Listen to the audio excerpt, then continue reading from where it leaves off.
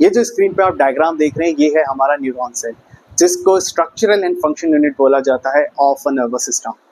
तो यहाँ पे ट्रांसमिशन किसके हो रहे हैं? नर्व इम्पल्सेस के और सिग्नल्स के। और यहाँ पे सिग्नल्स जो ट्रांसमिट करेंगे वो एक न्यूरॉन से दूसरे न्यूरॉन तो करेंगे, लेकिन एक न्यूरॉन जिससे सिग्नल आ रहे हैं वो पर्टिकुलर न्यूरॉन का नर्व एंड पार्ट है, और यहाँ पे सिग्नल दूसरा न्यूरॉन लेगा वो डेंड्राइट पार्ट है ना। इंटरेस्टिंग। तो चलिए इसको थोड़ा सा डिटेल में समझते हैं। आप यहाँ पे नोटिस करिए ये जो दो पार्ट है ये आपस में कंबाइंड नहीं है, यानी कि अटैच नहीं है। इनके बीच में आपको गैप दिखेगा। ये गैप क्या है? जंक्शंस, जिसको एक स्पेसिफिक टर्म दिया गया है सिनेप्स। और इसी सिनेप्स को हम थोड़ा सा डिटेल में समझते हैं। अब जो आप यहाँ पे डायग्राम देख रहे हो, यहाँ पे देखिए ये एक्सॉन टर्मिनल है जो कि फर्दर डिवाइडेड है इनटू सिनेप्टिक नोड्स। और सिनेप्टिक नोड्स को ही बोला गया है प्री सिनेप्टिक मेम्ब्रेन, जिसके अंदर प्रेजेंट होते हैं सिनेप्टिक वेसिकल्स। और यहाँ पे देखिए सिनेप्टिक वेसिकल्स के अंदर है न्यूरोट्रांसमीटर्स, और यही न्यूरोट्रांसमीटर्स हैं केमिकल्स जो कि पास होंगे from pre synaptic membrane to the post synaptic membrane, जो नीचे की तरफ आप रिसेप्टर्स देख पा रहे हैं। तो होगा क्या यहाँ पे, जो सिनेप्टिक वेसिकल्स है जिनके अंदर न्यूरॉन ट्रांसमीटर है, ये जब प्री सिनेप्टिक मेम्ब्रेन के सरफेस पे आएंगे तो यहाँ पे कैल्शियम आयन जो है ये इसको एक्टिवेट करेंगे और वहां से ये रिलीज कर देंगे न्यूरोट्रांसमीटर इनटू द जंक्शन। और ये जंक्शंस होते हैं सिनेप्टिक क्लेफ्ट, और यहाँ से इस पर्टिकुलर सिनेप्टिक क्लेफ्ट से ये जाएंगे अपने स्पेसिफिक रिसेप्टर्स पे जहाँ पे ये बाइंड कर जाएंगे।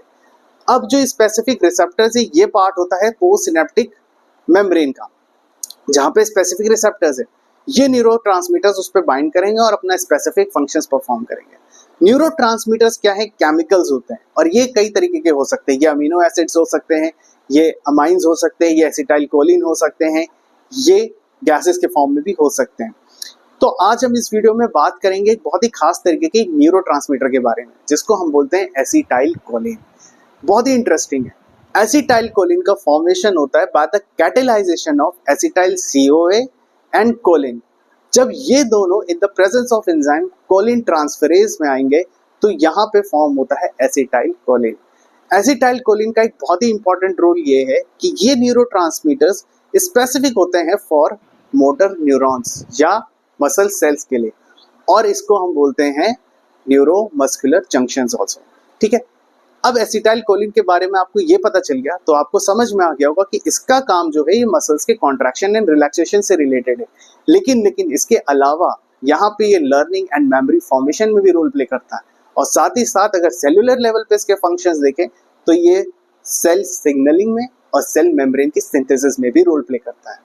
साथ ही साथ एक बहुत ही इंटरेस्टिंग बात है इसके बारे में कि 1936 में जो इसकी डिस्कवरी हुई थी उसमें नोबेल प्राइज मिला था हेनरी डेल को एंड ऑटो लोइवी को। ये दोनों थे जिन्होंने पर्टिकुलर इस न्यूरोट्रांसमीटर की डिस्कवरी करी थी। क्या आपको ये चीज़ समझ में आई कि मैंने आपके साथ इतनी सारी चीज़ें डिस्कस करी और न्यूरोट्रांसमीटर में स्पेसिफिकली एसिटाइल कोलिन ही क्यों डिस्कस करा? क्योंकि हाल ही में टाइम्स ऑफ इंडिया की एक रिपोर्ट में कोलिन को माना गया है एक वंडरफुल न्यूट्रिएंट। यस, कोलिन एक बहुत ही ज़्यादा इंपॉर्टेंट न्यूट्रिएंट सोर्स है हमारे ब्रेन के हेल्दी ग्रोथ एंड डेवलपमेंट के लिए, और इसके डाइटरी सोर्सेज होते हैं poultry products, dairy products, whole grains, nuts and seeds. तो ये इन्फॉर्मेशन आपको कैसी लगी, और डिटेल में अगर ये आर्टिकल आपको पढ़ना है तो लिंक डिस्क्रिप्शन बॉक्स में दिया है, आप वहाँ से ज़रूर पढ़ सकते हैं। बाकी वीडियो अच्छा लगा हो तो लाइक शेयर सब्सक्राइब जरूर करिएगा। मिलते हैं आपसे नेक्स्ट वीडियो में। Till then take care, stay healthy, stay safe and happy learning.